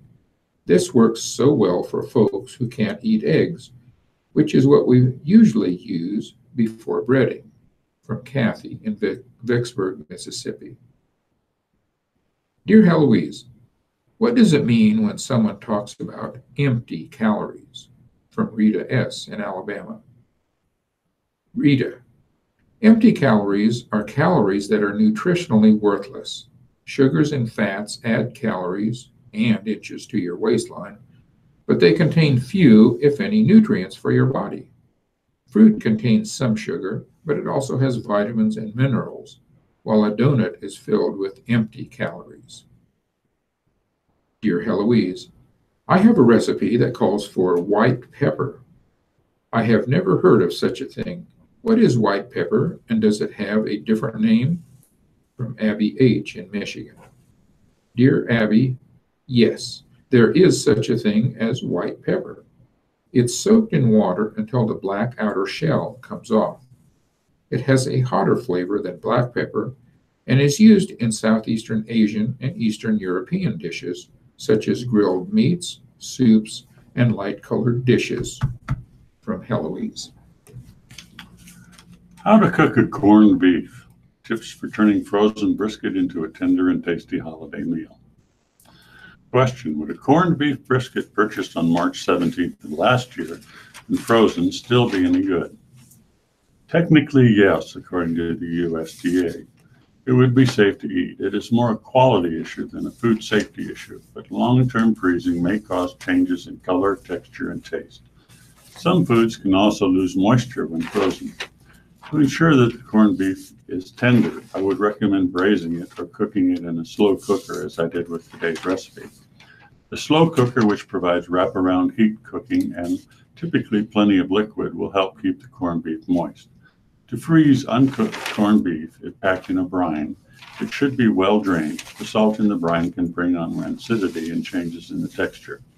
Also, be sure to wrap the corned beef well in quality freezer plastic wrap and put it in a freezer storage bag. Once cooked, the corned beef can be refrigerated for 3 to 4 days. For longer storage, wrap well and freeze. A few more things about corned beef. When you buy corned beef, you'll likely choose from the flat or point cut. Both are about the same, and it's a matter of preference. When you buy corned beef, keep in mind the brisket can shrink by as much as 1/2 when cooked. So you will need to plan accordingly for the number of servings. For example, I bought a 3-pound package, which is weighed by the entire package. After the brisket is cooked, I had just about 1 1/2 pounds of cooked meat.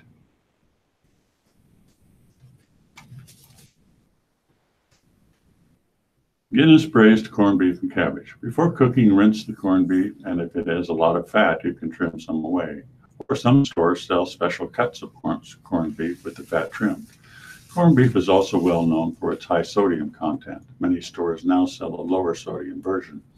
To cook corned beef on the stove, place the corned beef in a large pot, add enough water to cover it by at least an inch or two. Bring it to a boil, cover the pot, and reduce the heat to a simmer. A 2.5 to 3-pound piece should cook for at least 2.5 hours. The meat should be very tender throughout.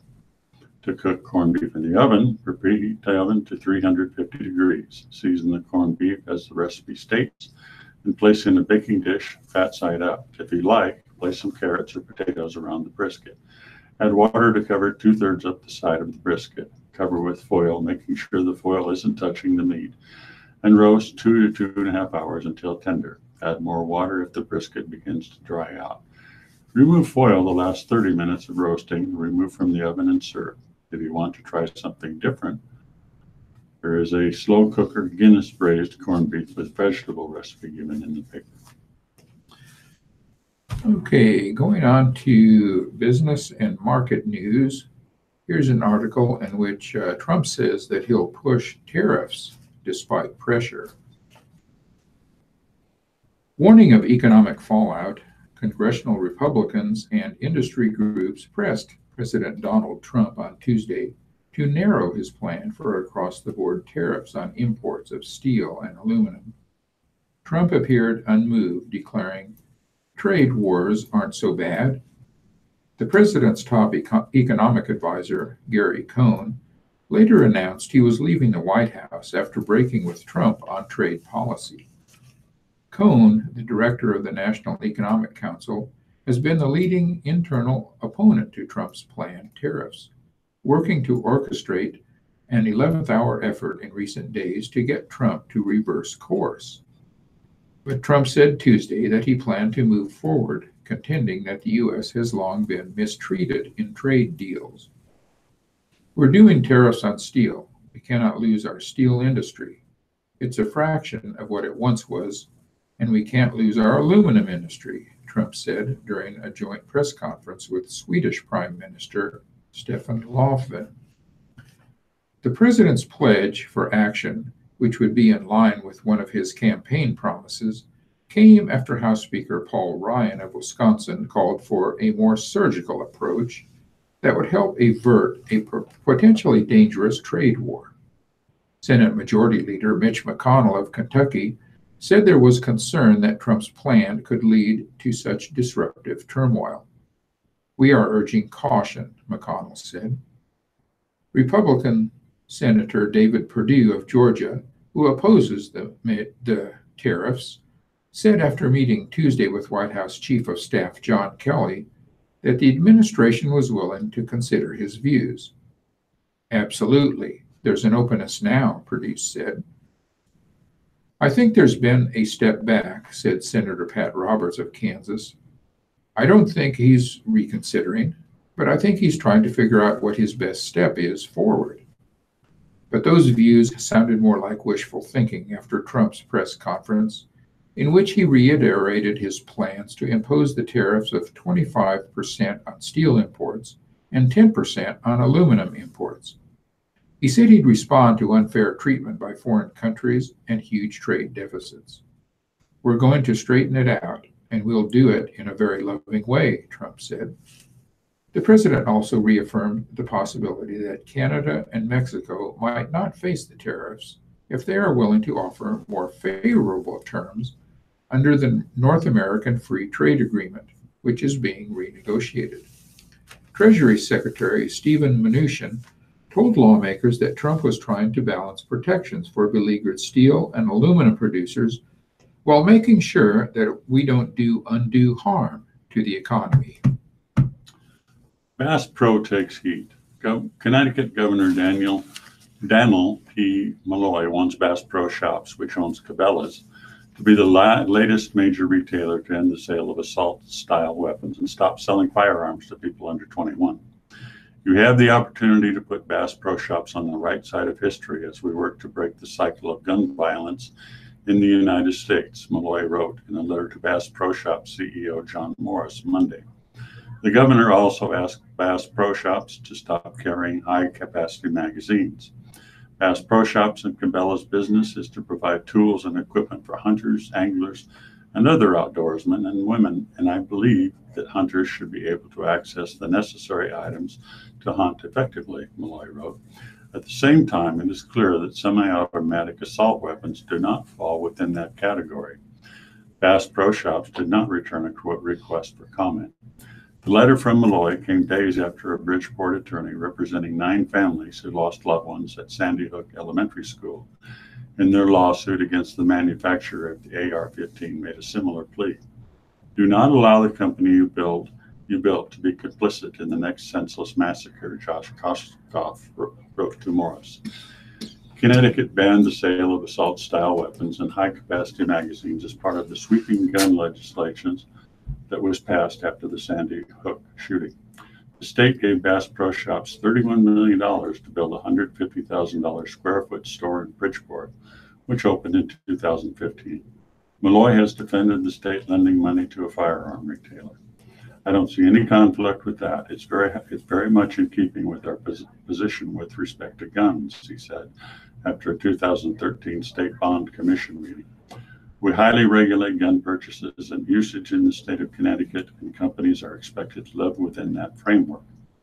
Similarly, the State Bond Commission under Governor M. Jody Rell approved a nearly $10 million grant for Cabela's, which opened in 2007 in Hartford. Bass Pro Shops bought Cabela's for $4 billion last fall. Following the mass shooting at a high school in Parkland, Florida last month, several national retailers have announced changes regarding the sales of firearms. On February 28th, Dick's Sporting Goods said it would raise the minimum age to purchase guns in its stores from 18 to 21. The next day, Walmart, which stopped selling AR-15s and other semi-automatic weapons in 2015, said it was raising the minimum age to purchase guns and ammunition to 21. Okay, it seems that ConAgra and Smucker are ending a business deal in the face of monopoly concerns. ConAgra Brands on Tuesday called off a deal to sell its Wesson cooking oil business to competitor J.M. Smucker, a day after federal regulators said the sale could create a monopoly. With the deal to sell its Wesson cooking oil business to J.M. Smucker called off, ConAgra Brands said it will reevaluate the role of Wesson in its portfolio of food brands. The $285 million deal would have given Smucker, the maker of Crisco oil, control of at least 70% of the market for branded canola and vegetable oils sold at retail grocery outlets, the Federal Trade Commission said in a legal complaint. ConAgra said that it disagrees with the commission, but that it is in the company's best interest not to pursue litigation. ConAgra said it will reevaluate the role of Wesson in its food brands.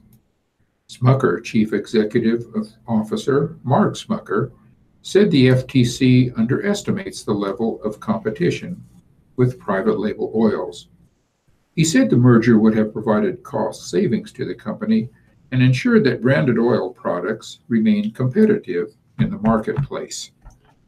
Moving on to sports, watching bubbles. What Nebraska ball and its fans should keep an eye on this week. It's tournament week, one of the best weeks of the sports year, unless you're Nebraska. There figures to be plenty of stress as the Huskers watch talking heads take turns yelling about who should and shouldn't be among the 68 teams in the NCAA tournament field come Selection Sunday. Oh, by the way, there's the matter of keeping tabs on this week's conference tournaments and rooting for certain teams to take care of business and help keep the Huskers' hopes afloat. Of course, no one knows for certain what needs to happen for the Huskers to get in. They may already be in the field. They may not have a chance. No one will know until the field is announced around 5 p.m. Sunday on TBS. The following isn't perfect, but it should provide a rough outline of this week's most important games to Nebraska hopes and what the Huskers would like to see happen in each tournament. Tournament the ACC. When is it? Tuesday through Saturday. Where is it? Brooklyn. Can I watch it? Yep. All games are on ESPN.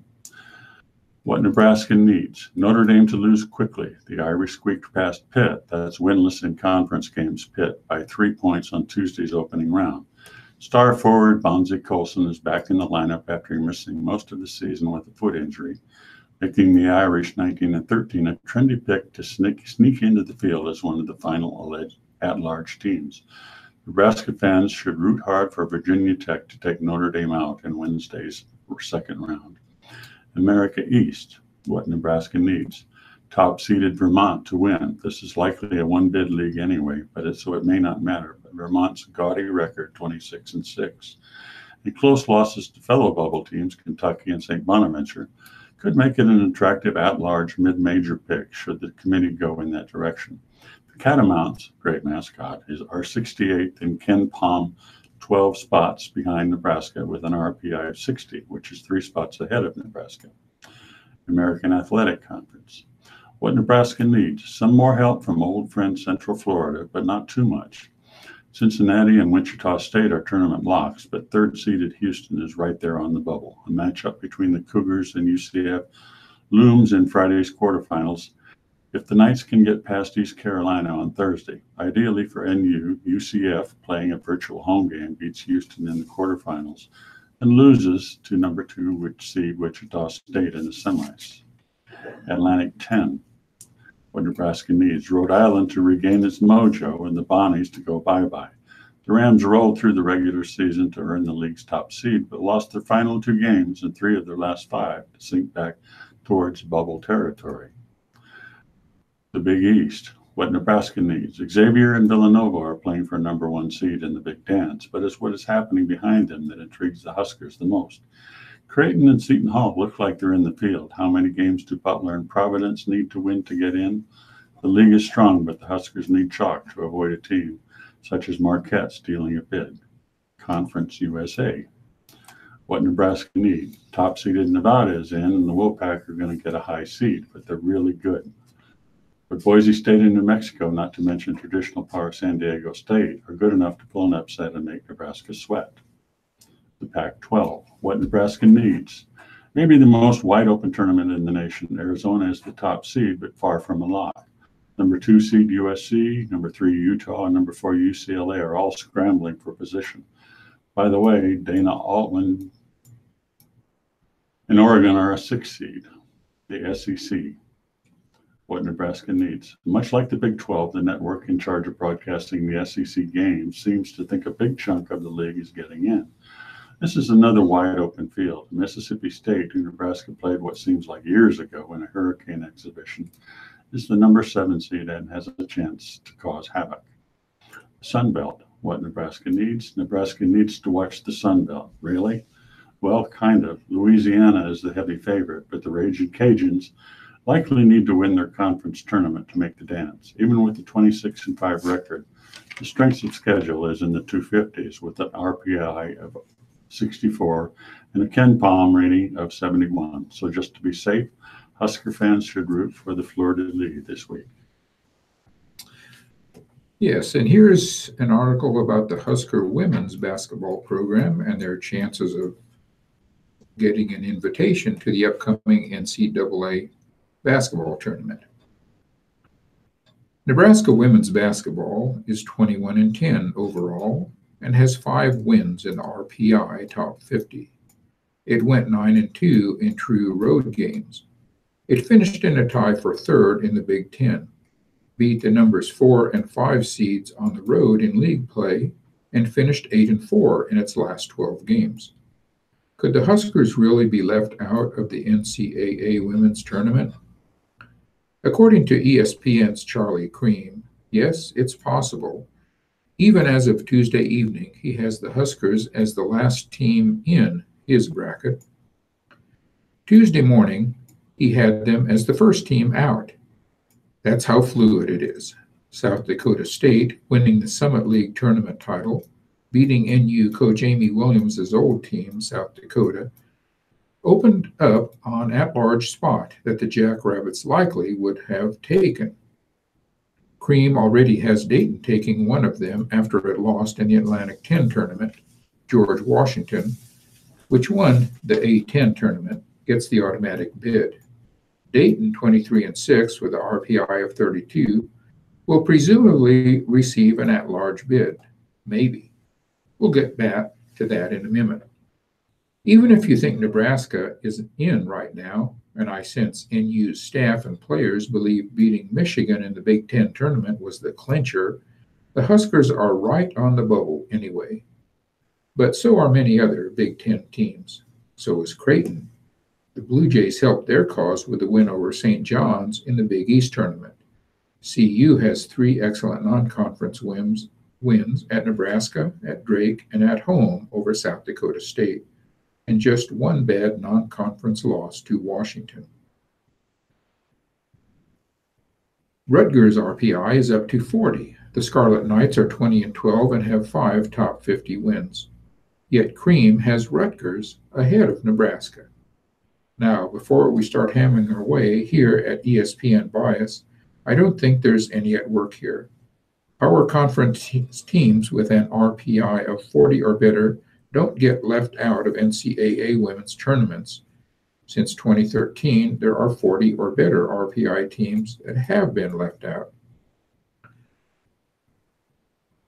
In the past, selection committees have seemed far less concerned with doing right by mid-major teams, but Dayton is a mid-major team that's made 7 of the past 8 NCAA tournaments. Are the Flyers graded on the same curve? These things are fascinating because you can make strong arguments for both sides. Nebraska has a compelling case for making the tournament. If the women's selection committee used the quadrant system, which it does, the Husker women would have 7 quadrant 1 wins. But women's selection committee didn't adopt the quadrant system. So it looks like it may cut both ways for the Nebraska basketball program. What hurt the men would have helped the women, but the women don't get the advantage of the metric. That's the way it goes sometimes. Still, Nebraska's probably in for now, unless something bad happens, but that's life on the bubble. In Nebraska football, Damian Daniels, defensive tackle, is a redshirt freshman. Damian Daniels pushed for playing time as a true freshman before the decision was made by former head coach Mike Riley and company to redshirt him and play fellow freshman DeAndre Thomas. Now Daniels, listed at 6'2" and 310 pounds, will compete for a role along a defensive line that returns as much experience as any position group on Nebraska's roster. Over the course of NU's 4-8 campaign, Riley said that Daniels could likely play and be productive, but happened to play a spot where the Huskers actually had depth and were getting decent production. By the end of the fall, it wasn't uncommon to hear rave reviews about the work Daniels was doing on the scout team. He's going to be a great player now, former defensive line coach John Torella said in November. That's one big, strong, mean guy. Excuse me. As with so many players on this list, the leading question for Daniels would be about fit. Defensive coordinator Eric Chinander has said his unit will move between 3 and 4 down fronts, depending on situation and opponent. The defensive line has the numbers to make that work, but it will depend on how adept players are at moving around. How much position shuffling will NU experiment with up front? Can Daniels make headway inside with Thomas and Nick Stoltenberg? Is he best as a true nose, or will he show interior versatility? It's a puzzle with many pieces, and while Daniels is a key one, it will be intriguing to see just how he fits. Okay, for fans of the Big East basketball and the Creighton Blue Jays, here's an article about their chances at entering the NCAA tournament. Creighton intends to make a championship run at the Big East tournament this week, even though 2 of the nation's top 5 teams bookend the bracket. The Blue Jays won't be the only ones pursuing lofty goals either. The squads that make up the league's middle tier, even those at the bottom, aren't assembling in New York City just to sit back and let Xavier and Villanova duel for the trophy. Sure, the Musketeers and Wildcats are potential number 1 NCAA tournament seeds, but they've both been ranked in the top 5 by the Associated Press for the past 5 weeks.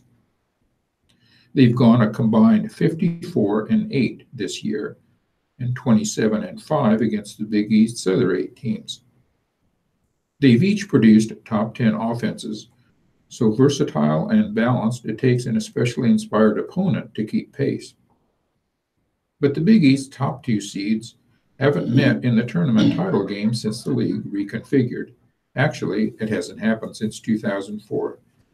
The favorites will again have to contend with some determined foes, including the Creighton Blue Jays. Certainly, Xavier and Villanova have separated themselves from the pack and have proven that they're the 2 best teams in the tournament, CU coach Greg McDermott said. But when you're playing on a neutral floor, I think anything can happen. The number 4 seed Creighton beat the Wildcats and was one controversial call away from taking down the Musketeers. Number 5 seed Providence beat them both. Number 3 seed Seton Hall went to overtime with Villanova. Number 6 seed Butler defeated the Wildcats and lost in overtime to the Musketeers. 6 out of Xavier's 8 wins against the Big East's bottom 4 teams came by 6 points or less. Number 10 seed DePaul had 2 chances to force overtime in the closing seconds against the Musketeers on Saturday. Villanova lost to number 9 seed St. John's, its only defeat in Philadelphia. Wildcats coach Jay Wright said he's typically felt it necessary before the Big East tournament to caution his players about the unpredictability of postseason play. But not this week, not after the way things unfolded this season. In fact, senior Marcus Foster thinks his team is in a better position now at this time last year. And that group, despite losing 4 of its last 6, rallied to make a run to the Big East Tournament Championship game. That was Creighton University's 2nd title shot in 4 years. Creighton hopes it can make a similar push this time. We're excited that we get to play in such a good tournament like this, Foster said. This year, anybody can win it. We're excited. Hopefully we can fight and get a championship. QB Cousins heading for free agency. Washington declines to use the franchise tag. Kirk Cousins' time with the Washington NFL franchise is about to end after it chose not to use the franchise tag on the quarterback as expected. Washington has agreed to acquire Alex Smith from the Kansas City Chiefs, effectively pushing Cousins into free agency, following a tumultuous 6 years with the club that drafted him. Cousins will be the top free agent available when the league year opens in mid-March and should have no shortage of suitors. Next week is now officially the first time since 2007 that I'll be choosing where to play football. Cousins posted on Twitter, "I'm open to suggestions." The 29-year-old Cousins is coming off his 3rd consecutive 4,000-yard passing season. In his time as a full-time NFL starter, he's completed 67% of his passes for 81 touchdowns, 36 interceptions, and a 97.5 QB rating. Despite previously saying Washington could win with Cousins, Coach Jay Gruden said at the scouting combine that it's time for us to move on and find some continuity at the position. Washington now seemingly has that in Smith, who will join the team once the trade becomes official March 14th, and has agreed to a 4-year extension with $71 million guaranteed. Cousins could easily command more than that on the open market with the New York Jets, Denver Broncos, Minnesota Vikings, Arizona Cardinals, and Cleveland Browns among the teams interested in the upgrading at quarterback. Well, it's 12 o'clock and time to close the show. This is Rick Miner wishing you a happy week. And this is David Radliff, hoping you have a good weekend. Stay warm. Thank you very much, Mike, David Radliff, and Rick Miner. We're tuned to the Radio Talking Book